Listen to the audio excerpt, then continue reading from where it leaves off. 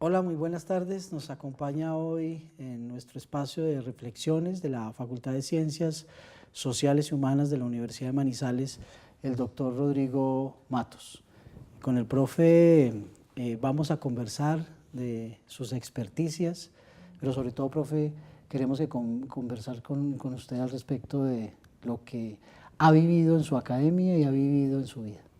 Entonces, un placer muy grande poderlo tener con nosotros en este espacio. Voy a empezar preguntándole, profe, por su vida académica. Cuéntenos un poco sus últimas investigaciones, sus últimas producciones académicas, sus últimos productos de investigación. Entonces, en los últimos años tengo generado por lo menos 3 investigaciones muy precisas en la universidad. La primera tiene que ver con mi vinculación de carrera, porque he hecho por concurso, adentré a la carrera por la educación de adultos. Sí. Y desde ahí tengo una investigación que intenta ubicar la educación de adultos en un sentido más allá de la escuela y de la escolarización de los jóvenes y de los adultos. Sí. Que es una área muy fuerte en Brasil. Y intento buscar las cuestiones que están más ubicadas en la dimensión de la formación y de aquellas cosas que la gente mira y no piensa que sea una formación para los adultos. Ya. Por ejemplo, la formación en la empresa o la formación en casa o la autoformación y otra posibilidad de formación para la gente que no está necesariamente enmarcada por la escuela. Sí. Entonces, es mi primera intención investigativa. Después, yo vengo trabajando desde hace mucho tiempo en un campo que en Brasil se llama fundamentos, pero en verdad es teoría de la educación. Sí. De pensar una teoría de educación que sea un campo concurrente con las ideas de los fundamentos de la educación. Por ejemplo, una antropología de la educación, una filosofía de la educación. Estamos en serio pensando una teoría de la educación que intente provocar estos campos con ideas e intenciones de decir lo que es la sociedad a partir de la educación, Muy bien. los grandes problemas. Y por final, una cosa que vengo es un poco marginal en mis investigaciones, Sí. y yo diría a la tradición de Bachelard, Sí. que sería como mis investigaciones más nocturnas, Sí. que tiene que ver con una cierta trayectoria más antigua que traigo desde antes de mi inserción en la academia, que tiene que ver con la literatura, y que yo hago una provocación del uso de la literatura en educación. Sí. No literatura-educación, pero pensar, por ejemplo, cómo podemos debatir la educación, hacer un debate profundo de la educación a partir de las representaciones literarias. Mi tesis fue sobre esto, por ejemplo. Yo hablé de formación, pero con un texto de Elias Canetti. Fue a partir de Elias Canetti que adentró, fue el mote o la provocación para discutir la formación. Qué bien. Y esa concepción de formación que usted ha venido desarrollando en este proceso, ¿cuál es? ¿Se detiene en qué autores fundamentalmente para dar cuenta de ese concepto? Gadamer, seguramente, en Verdad y Método, y por ahí. Sí, entonces, para caminar inicialmente se va con otros, ¿no? Entonces es un ejercicio muy frecuente. Primeramente con Gadamer, con Melich, Sí. con Estela Rosa, con estos que es Les Enfants Terribles de Barcelona, Sí. este círculo de Barcelona. Culturalistas, sobre sí, todo, ¿no? Sí, sí. Sí. En Brasil somos muchos culturalistas, muchos culturalistas. Y ese concepto de formación, en su esencia, Sí. ¿cómo usted lo comprende? Pronto, sobre todo a partir de una mirada que no está enmarcada por la escuela. Entonces, en ese sentido, es una formación que piensa un cultivo de sí mismo, Sí. pero de este cultivo de sí mismo que genera una reflexión para el más allá de sí mismo. No para desde la sociedad. escuela, pero sí con la escuela. Con la escuela es una parte, Sí, es una exacto. parte de la formación. Creo que el gran problema de la pedagogía es que ha dado de espaldas para todos los procesos que no están en la escuela. Ajá, ajá. Y esto ha generado en una gran medida un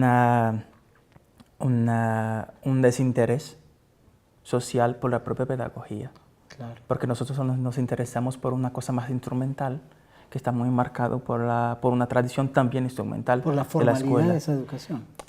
Sería por una formalidad de educación, podemos traducir así, pero yo pienso que es más por un carácter instrumental. Sí. ¿Cómo puedo enseñar algo en un determinado contexto? Solo. Y parece que la pedagogía se ha reducido en los últimos años a esto. Y yo me quiero pensar como otro grupo distintos de profesores que no son solamente brasileños, pero son brasileños, son españoles, son franceses, son colombianos, Sí. son chilenos, son argentinos, que están pensando esta educación que está más allá. Y pero también está dentro de la escuela, pero está más allá. Está interesado en otros problemas. En Colombia nosotros hemos querido avanzar, dar un paso de esa enseñabilidad, o sea, de esa idea de la enseñanza hacia, dando ese tránsito al aprendizaje. Sí. Centrar la fuerza de la formación en los sujetos que pueden realizar aprendizajes. ¿Eso cómo tú lo observarías? Entonces, yo pienso que la cuestión del aprendizaje es muy interesante. Y es un campo de donde podemos partir. Y miro el aprendizaje como el punto de anclaje de nuestro trabajo en educación. Al mismo tiempo, casi todo el conocimiento que se ha generado en los últimos años sobre aprendizaje está basado en una idea que no puedo decir que es solamente cognitivista, pero está basado en un carácter instrumental.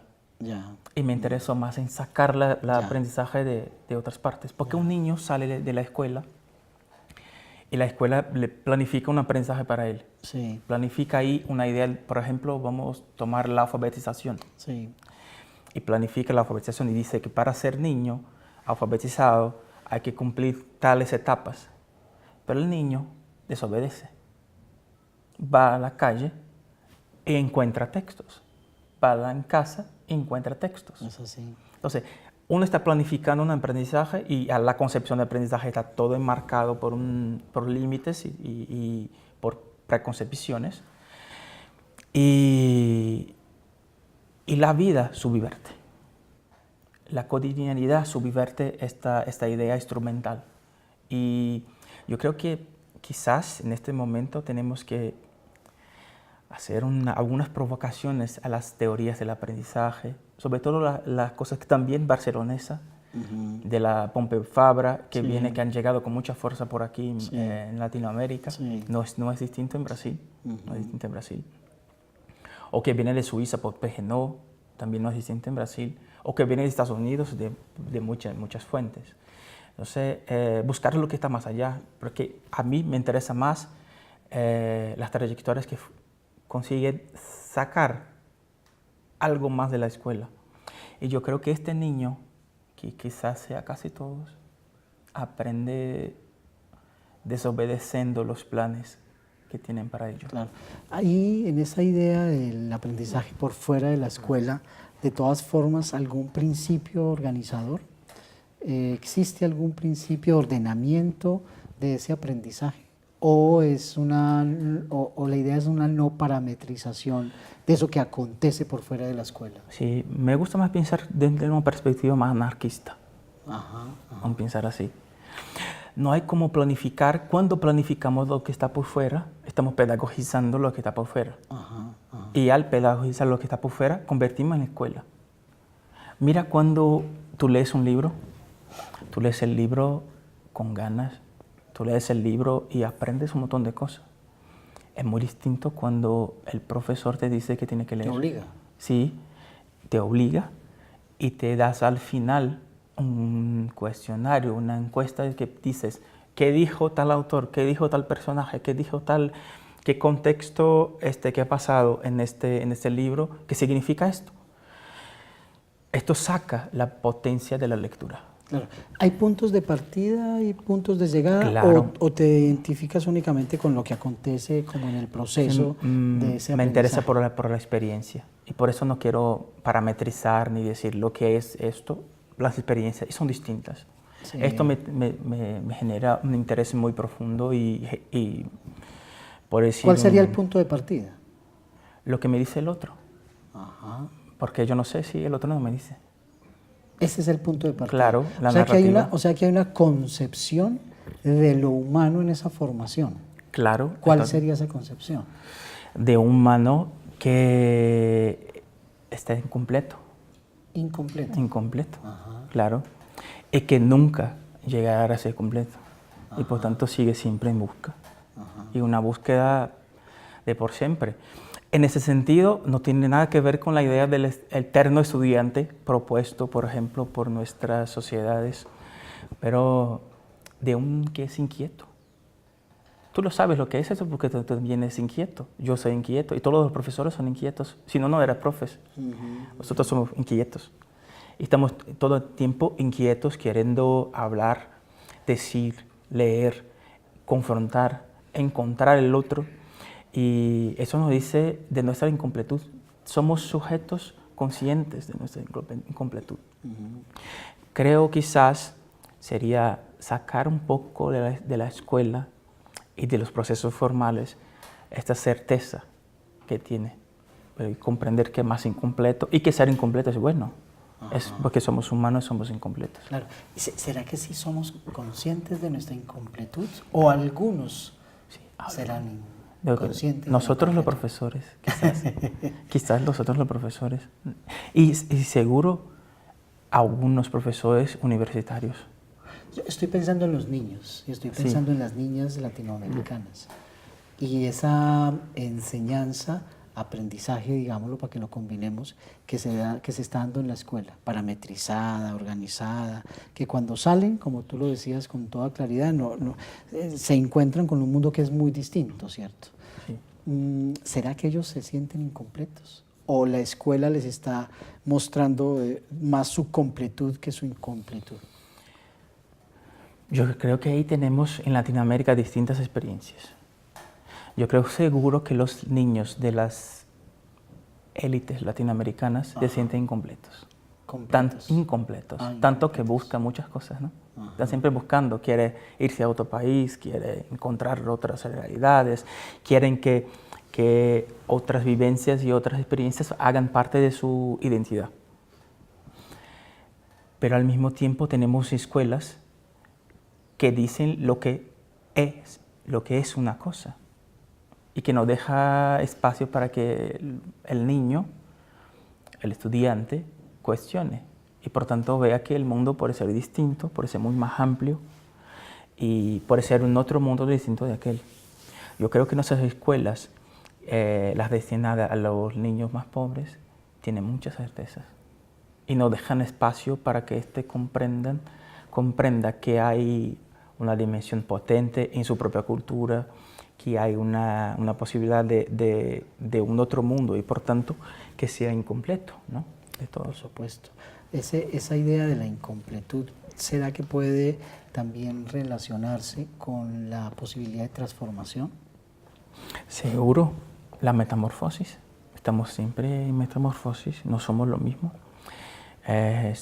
Yo creo que no hay la posibilidad de pensar lo humano sin la condición de transformación, en esta cuestión la metamorfosis humana. Y es muy difícil pensar una educación que sea de hecho efectiva, y que genere procesos de aprendizaje, enseñanza-aprendizaje, sí, que no presente al niño la incertidumbre y solamente certezas. Mira, es esto que hacen las educaciones de las élites. Presentan a los niños diferentes contextos, diferentes posibilidades, que ellos pueden vivir en otros mundos, distintos de lo que conocen. A las clases populares no. Cuando Freire hablaba del contexto de no ser una prisión, estaba hablando de esto. Hay que generar una posibilidad, un contexto muy potente para que uno salga de un contexto que parece una prisión para comprender el mundo tal como el niño que vive en Manhattan. Claro. Que el mundo de él es el mundo entero, Claro. no es solo una vereda. Entonces, ¿cómo hacer que este mundo de la vereda sea también el mundo que tiene Manhattan, que tiene San Moritz, que tiene China, que tiene todas partes? Y no solo un mundo que está encerrado mismo en la mirada. Revisemos un poco ese concepto de resistencia, miremoslo en lógica de incompletud, transformación. Será necesario resistirnos para poder conseguir que estos niños y estas niñas y estos jóvenes que no hacen parte de las élites latinoamericanas puedan conseguir esa incompletud, puedan conseguir esa transformación resistiéndose. Sí, el principio básico de la resistencia es la negación. La negación es decir, lo que me están presentando, este mundo que me están presentando, las cosas que me presentan, yo no quiero. Es un principio básico, que está ahí ubicado en este adorno y que tomamos como provocación. Pero la negación es esto, yo estoy diciendo, entonces, el mundo se hace de esa forma, tú tienes esta posición, me están diciendo esto, el mundo se hace de esa forma, tú tienes tal posición, que es la misma posición de tu abuelo, de tu padre, y ya. Y la única posibilidad que éste tiene es de negar. Negar en el sentido de decir, no es mi posición, no es esta, el mundo no es este, el mundo es otro. Y en ese sentido, la negación se presenta como utopía, porque tú negas y buscas un otro mundo distinto. Porque el mundo te llega cerrado, que dicen que tú eres, por ejemplo, una parte del mundo dice que tú eres solo consumidor.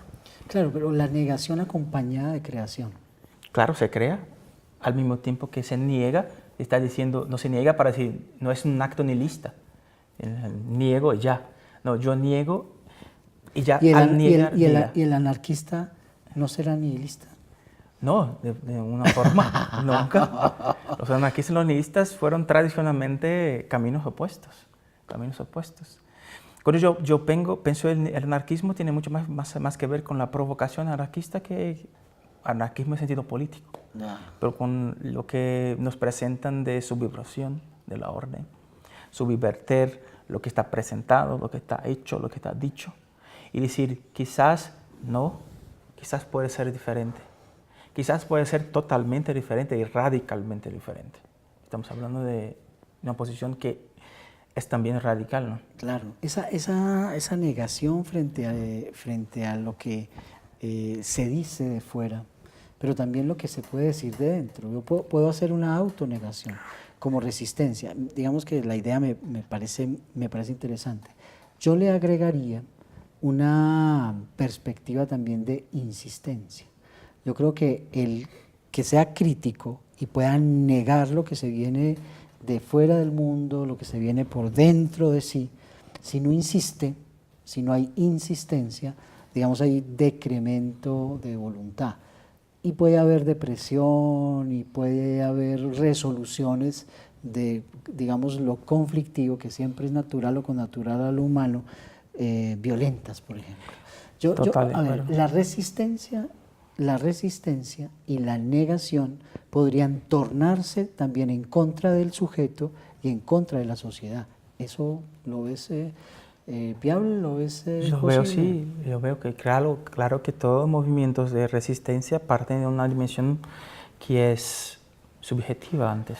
Yo tengo que, mira, que si la sociedad me dice que yo tengo una posición para que yo consiga pensar que otra posición es posible, yo tengo que por lo menos que insistir y generar un proceso que no es necesariamente creativo, pero de conocimiento de sí mismo. Ajá. ¿Sí? Que podemos llamar esto de insistencia. Ajá. De decir, no, que no soy así, no quiero ser así, no puedo ser así, voy a construir una otra forma. Esto está bien desarrollado. Hay un autor brasileño que se llama Eliseu Clementino Sousa, que tiene un libro que se llama El conocimiento de sí.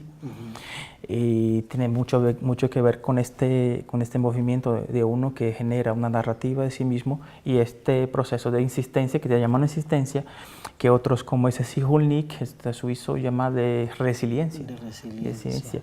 Sí. Como en esta relación entre resiliencia narrativa y autoconocimiento y conocimiento de sí mismo y provocación frente al mundo.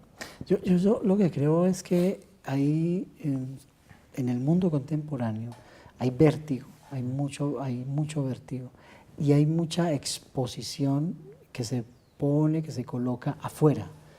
Ese ponerse afuera hace que la negación sea externa y hay un olvido, es mi hipótesis, del interior. Hay un olvido de ese conocimiento de sí por entregarse o por entregarnos a un mundo externalizado. Es posible que en esa idea de formación que está ligada a la vida, que no está ligada únicamente y exclusivamente, como nos lo explicaste, a la escuela, en esa idea de formación sea posible también hacer una formación del interior. Yo creo que está todo interligado. No hay una relación necesaria entre o afuera y adentro. Cuando planteamos una dimensión de formación, parte de la narrativa, por principio. Y la narrativa necesariamente es un autoconocimiento. Yo tengo que mirar a mí mismo. O sea que esa concepción de sujeto que hay en la idea de formación es histórica. Son sujetos históricos, somos sujetos históricos. Somos sujetos históricos, somos sujetos antes históricos, somos sujetos que planteamos y producimos nosotros mismos como narrativas. Antes de que esto se convierta en historia, antes de que esto se genere como historia y de que incluso que se genere una conciencia histórica. Tú estás produciendo una narrativa sobre sí mismo.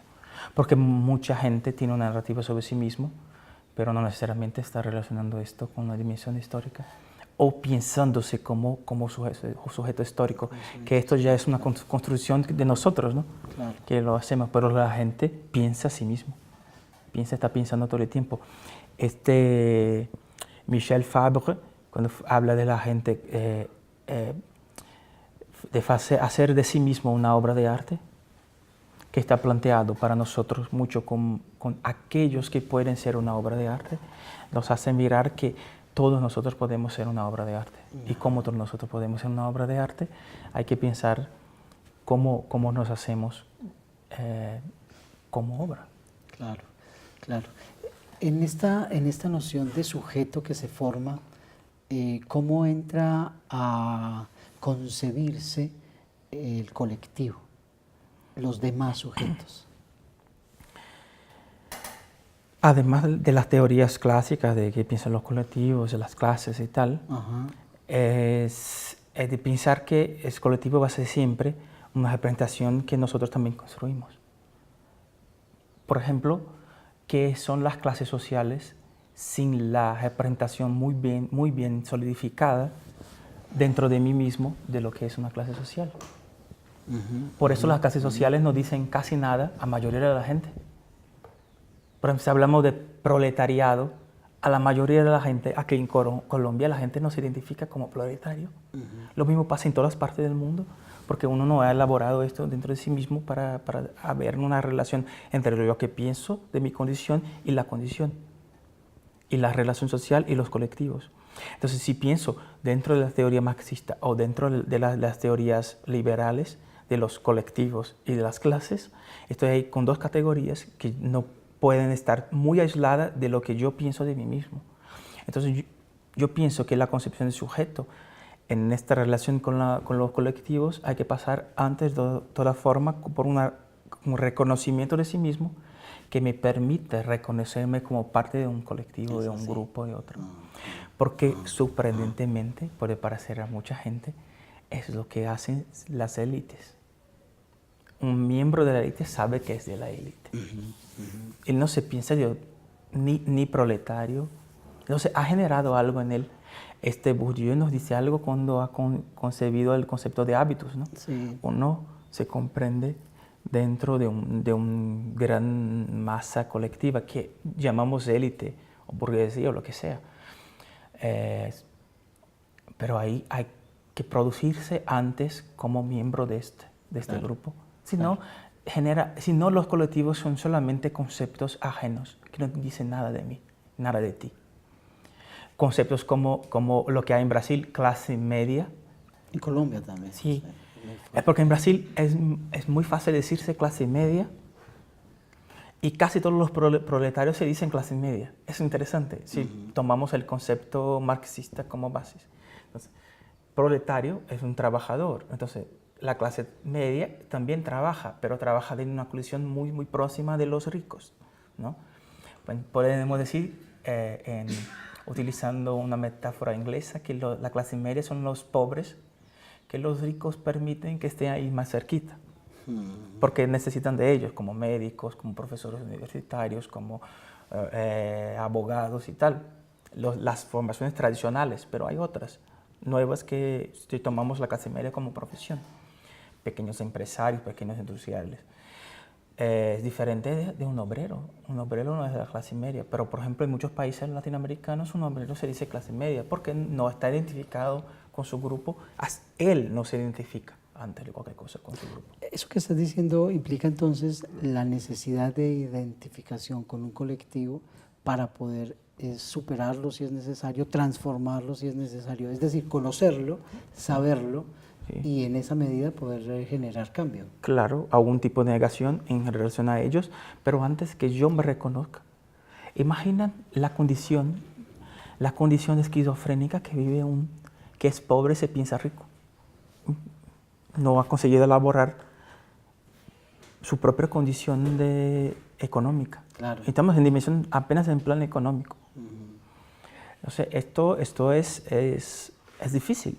Y después yo pienso que imagina los cambios que podría generar un montón de gente con concepción de grupo muy particular, o con concepciones de grupo, o colectivas.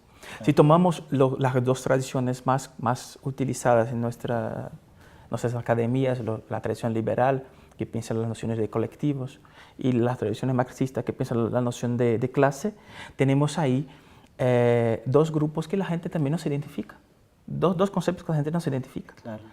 Cuando en Brasil se utilizó por mucho tiempo se utiliza mucho la noción de colectivos.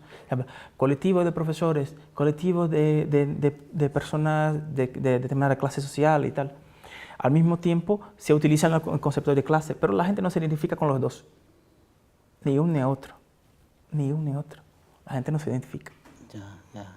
Esa identificación empieza a ser clave. Nombraste ahorita al maestro Paulo Freire. Sí.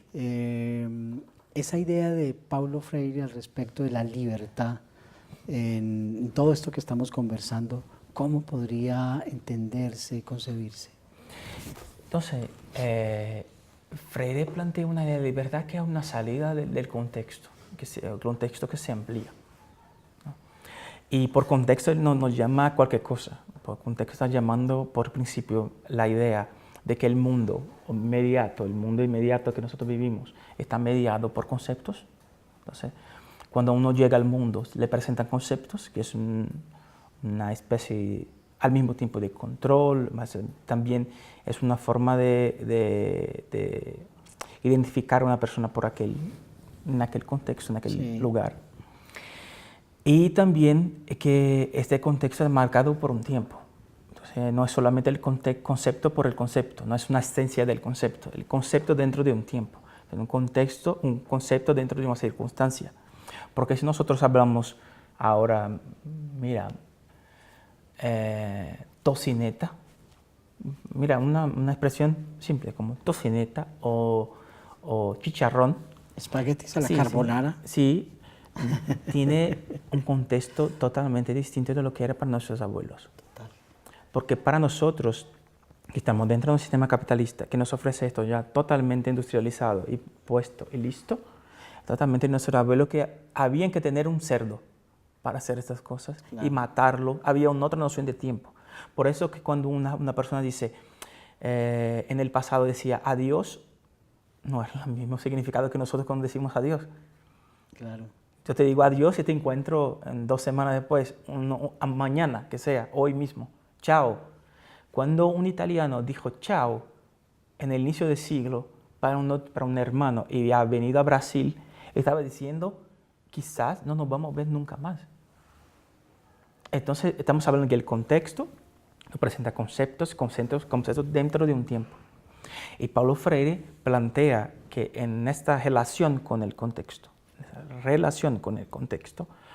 podemos hacer un movimiento casi de entrada y salida. podemos entrar en el contexto Sí. y salir del contexto. Sí, sí, sí. ¿Qué es lo que genera la educación de las élites? Paulo Freire está planteando, siempre estuvo planteando una educación que también era el modelo de educación de las élites, solo que para el pobre. Claro. Mira, Claro. uno puede comprender que el mundo es más allá de lo visible, pero empieza en el visible.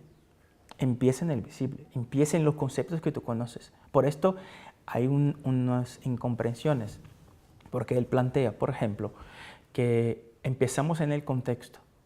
Entonces la gente comprende, entonces solo voy a hablar para uno de lo que encuentre en la vereda. No, comienza con esto, el punto de partida. Es el punto de partida. Punto de partida. Claro. Porque ya conocen los conceptos, yo solo tengo que presentar la representación de este concepto. Claro, claro. Entonces, y de ahí voy potenciando para que el mundo se amplíe y encuentre un mundo más amplio y posible, ¿no? Donde en la formación podamos todos caber. Yo creo que ese sería el reto latinoamericano también, Sí, sí. que no solamente podamos ser habitantes del mundo, habitantes de este planeta, sino también que todos pudiésemos tener oportunidades, porque capacidades, en todo caso, todos y todas tenemos.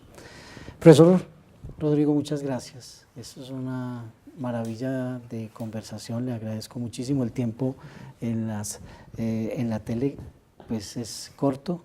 Ya Fabio me está diciendo que nomás hace como 10 minutos.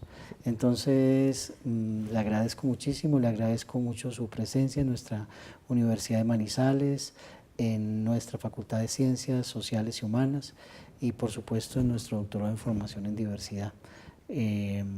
Ha sido muy rica esta conversación. ¿Usted cómo se sintió? Muy bien, y también le agradezco la invitación a la Universidad de Manizales. Es la quinta vez que vengo y me siento siempre muy bien Bueno, aquí. qué bueno. Y no solamente por la ciudad y por todo, pero por el ambiente académico muy provocativo que generan aquí. Qué bien, Esto es muy importante para nuestra relación entre universidades latinoamericanas. Qué bien. Bueno, próximamente iremos a Brasil, estaremos en Brasilia y pues usted será nuestro anfitrión. Sí. Espero que estemos muy bien También. en ese recorrido por esa ciudad que es muy bella. Estará. A ustedes muchas gracias por escucharnos, por vernos y espero que esta conversación haya sido de su agrado. Muchas gracias. Bien.